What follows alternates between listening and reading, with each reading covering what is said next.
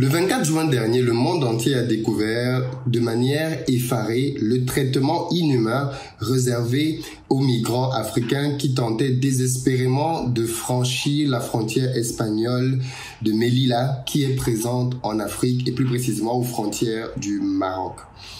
On a découvert des gens qui étaient empilés les uns sur les autres, qui étaient morts pour certains, d'autres souffraient dans des douleurs atroces et qui en plus de cela se faisaient battre comme des animaux par la police marocaine. Oui, on parle donc ici de soldats africains qui traitaient de manière inhumaine d'autres migrants du même continent.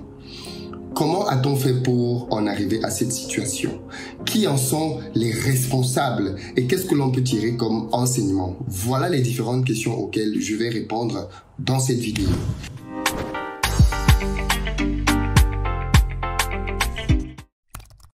Salut à toi, bienvenue sur ma chaîne, moi c'est Philippe Simon et ici on parle de business, d'entrepreneuriat parce qu'on veut contribuer à faire émerger notre continent, redonner de la dignité à l'homme africain partout là où il se trouve. Si tu veux faire partie de ce beau combat, tu t'abonnes, tu actives la cloche de notification pour recevoir chacune de nos vidéos. Jamais de toute l'histoire, les migrants subsahariens n'avaient tenté un assaut de force aussi massif et aussi violent pour essayer d'aller en Espagne. C'est avec des bâtons, des barres de fer, des sacs remplis de pierres qu'ils se sont lancés le 24 juin dernier contre les barrières métalliques de la frontière de l'enclave espagnole de Melilla, qui a 6 mètres de haut par endroit. Suite à cela, ils ont réussi à forcer l'accès du contrôle aux frontières.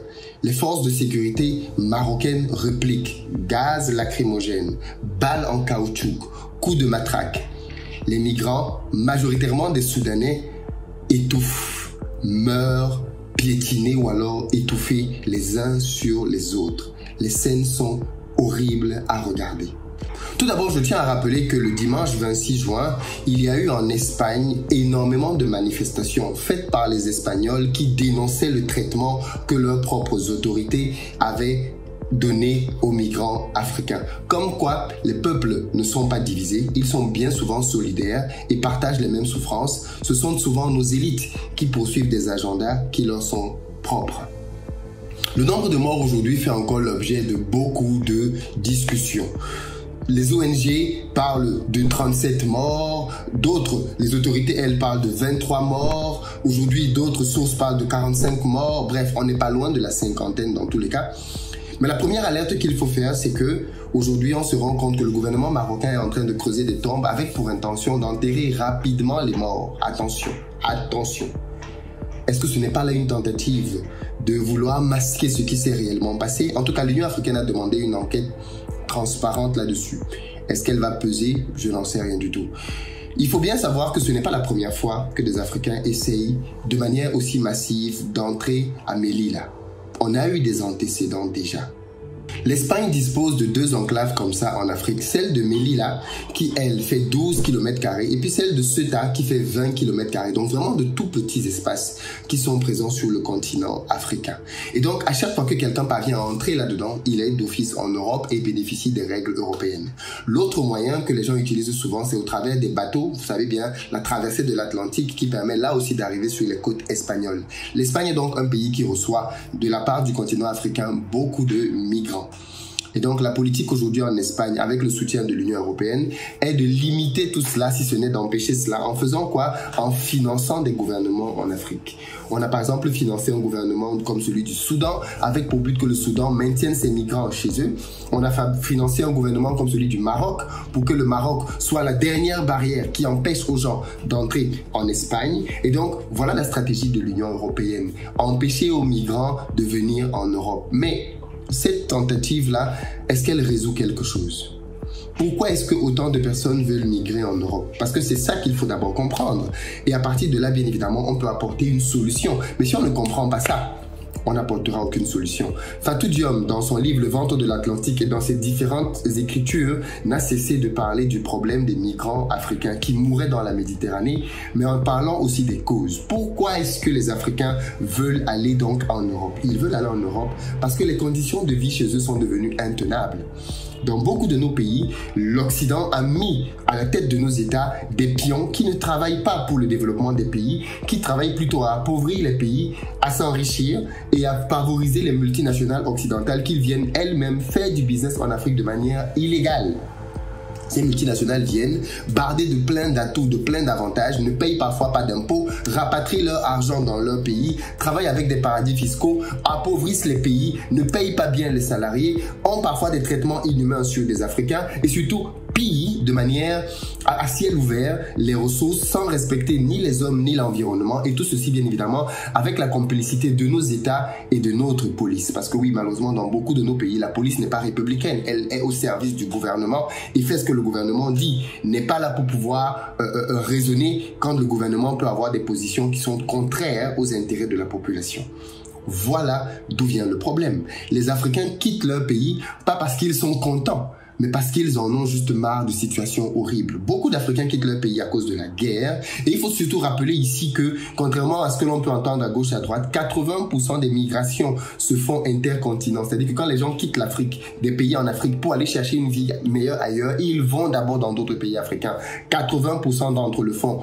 Seulement 15% vont vers l'Occident. Et dans ces 15% là, 80 des 15% viennent de manière légale en Europe. Donc on est bien loin là des faux chiffres que les partis d'extrême droite en Europe essayent de miroiter aux gens pour essayer de faire peur. Non, la plupart des Africains bougent dans le continent et ceux qui vont en Europe, ils vont bien souvent légalement. La petite minorité qui y va illégalement, eh bien, elle essaye de franchir justement les frontières, comme on vient de le dénoncer comme on vient de le dire dans cette vidéo, par ces différentes enclaves là que l'on peut avoir, soit celle du Maroc, soit par celle de la Méditerranée. Mais pourquoi est-ce que l'Europe s'entête à ne pas vouloir résoudre le problème de fond? Le problème de fond simplement consisterait à mettre des conditions de vie adéquates dans ces pays-là. Souvenons-nous de l'histoire. Souvenons-nous simplement de l'histoire. Au 19e siècle, par exemple, il y a eu une forte immigration aux États-Unis en provenance de l'Europe. On avait en Europe un boom démographique. Il n'y avait pas les moyens de pouvoir conserver toute cette population et leur donner des conditions de vie décentes. Du coup, les pays européens eux-mêmes incitaient fortement leurs citoyens à aller immigrer ailleurs, notamment en Amérique. Et voilà comment on a eu 60 millions d'Européens, je dis bien 60 millions d'Européens qui se sont rendus aux États-Unis, parmi lesquels une grande majorité d'Irlandais, d'Allemands, d'Anglais et d'autres pays européens se sont retrouvés ainsi aux États-Unis avec pour but d'aller y chercher quoi? Un avenir meilleur. Ainsi va la vie de l'homme. Un homme qui a une famille et qui pense qu'il peut trouver des conditions plus favorables pour les siens à un endroit, va y aller. Et ça, c'est pas une barrière de 6 mètres qui va l'en empêcher. C'est pas la Méditerranée qui va l'en empêcher. Il va y aller quitte à ce qu'il meure, parce qu'il estime que de toutes les façons, il est déjà mort en restant sur place. Donc en réalité, si l'Europe veut vraiment se débarrasser entre guillemets de ce fléau qu'est l'immigration illégale clandestine, elle doit plutôt travailler à permettre que dans les pays desquels proviennent ces personnes, il y ait de véritables conditions de développement, qu'il y ait du travail. Personne n'est content de quitter sa famille, quitter sa culture, quitter sa langue, quitter la beauté de son environnement pour aller dans des pays froids. Généralement, les Africains font ça malgré eux. Et bien souvent, comme des Soudanais, ils ne parlent même pas la langue qui va être parlée dans ce pays-là. Donc ce n'est pas un voyage qui est fait par plaisir, ok? C'est un voyage qui est fait avec douleur et par contrainte. Pourquoi donc est-ce qu'aujourd'hui, l'Europe ne veut pas résoudre le problème de fond? Plutôt que de résoudre le problème de fond, en libérant, parce que ça peut aussi consister en ça, en enlevant l'empreinte, la mainmise que certaines entreprises européennes peuvent avoir sur des gouvernants, en permettant que le jeu démocratique soit réellement fait sur le continent, parce qu'il n'est pas question ici de dire qu'on a besoin d'aide ou quoi que ce soit, mais déjà que la mainmise et tous les systèmes mafieux puissent être retirés, là, on aura effectivement pour l'Afrique la possibilité de réellement se développer. Mais ça, c'est pas ce qu'on fait. On pille d'un côté et on opprime de l'autre. C'est un peu comme si on te fouette et on te dit que tu ne dois pas pleurer en fait. C'est-à-dire que on vide le continent de ses richesses et quand les gens veulent sortir de là pour essayer de trouver quelque chose, vous restez là quand même. Oh, vous créez des conditions de vie infernales et vous ne voulez pas que les gens en sortent pour venir profiter un peu ailleurs de ce qu'ils peuvent avoir comme conditions de vie. Et bien, si vous ne voulez pas ça, libérez simplement. Enlevez la main. Laisser les gens en Afrique pouvoir se trouver des conditions de vie décentes. Aussi simple que ça. Tant que ceci ne sera pas fait, aucun mur, aucune barrière, aucun océan n'empêchera les gens d'aller chercher une vie meilleure ailleurs. Jamais. On peut voir l'irresponsabilité des dirigeants espagnols qui, plutôt que de s'attaquer au problème, disent que c'est le business des trafiquants. Mais il n'y a pas de trafiquants là, dans ce cas-là. On parle des gens qui sont venus, qui se sont amassés à des kilomètres devant la frontière. Et puis pourquoi est-ce qu'ils ont fait cet assaut désespéré? Il faut le dire. Parce que la police marocaine, maintenant qu'elle a... Alors il faut savoir que l'Espagne et le Maroc étaient en froid depuis plus d'1 an. Et depuis peu, leurs relations se sont à nouveau améliorées. Pendant cette période-là où ils étaient en froid, la police marocaine ne surveillait plus les frontières. Et donc, beaucoup de gens sont allés en Europe. L'Espagne en a eu marre et ils ont renoué leur relation avec le Maroc. Et aujourd'hui, la police marocaine est revenue au travail. Maintenant qu'elle est donc revenue au travail, eh bien, elle fait preuve de zèle. Elle va jusqu'à trouver les migrants parce que les migrants, en réalité, ont fait des petits campements de fortune pour pouvoir de temps en temps essayer de traverser la frontière. Et bien la police marocaine va les chercher dans ces campements-là, détruit ces campements-là pour les chasser pour qu'ils déguerpissent. C'est donc face à tout cela qu'ils se sont dit de manière désespérée, on va tenter un assaut massif et on va essayer de passer. Ils étaient près de 2000, malheureusement il n'y a que 130 qui sont passés. Donc, clairement, le pourcentage est très peu. Mais ceci a permis de mettre à nu l'inhumanité de ce système, l'inhumanité du traitement qui est réservé aux migrants. Être migrant ne veut pas dire que l'on n'a plus aucun droit, ne veut pas dire que l'on est sujet à pouvoir être tabassé ou alors à pouvoir être tué simplement. Non, ça ne signifie absolument pas cela. Absolument pas cela. Et malheureusement, il faut que ce soit fait par des Marocains sur le continent africain. Voilà la réalité simplement de ce drame-là. Alors bien évidemment, il n'est pas question ici d'encourager les gens à aller migrer de cette manière-là. On est tous d'accord que c'est quelque chose qu'il faut condamner. Cette jeunesse-là qui a plein de force, plein de dynamisme et beaucoup de courage, parce que aller dans un voyage dans lequel on sait que la mort est probable et grandement probable, c'est avoir beaucoup de courage. Donc cette jeunesse qui est forte et courageuse et qui part comme ça d'Afrique, en réalité appauvrit l'Afrique. On a besoin que cette jeunesse reste. Mais pour qu'elle reste, il faut lui donner des conditions. Il faut lui donner du travail, fondamentalement. Il faut lui donner un environnement, un cadre. Et elle restera chez elle. Aujourd'hui, les Irlandais, les Allemands, les Anglais ne vont plus massivement aux États-Unis pour y vivre. Pourquoi? Parce qu'il y a des conditions favorables dans leur propre pays qui font qu'ils restent sur place. Et il n'y a que ça que les Africains demandent. Des conditions favorables pour pouvoir rester chez eux et profiter de leur environnement. Mais ça, on le leur refuse.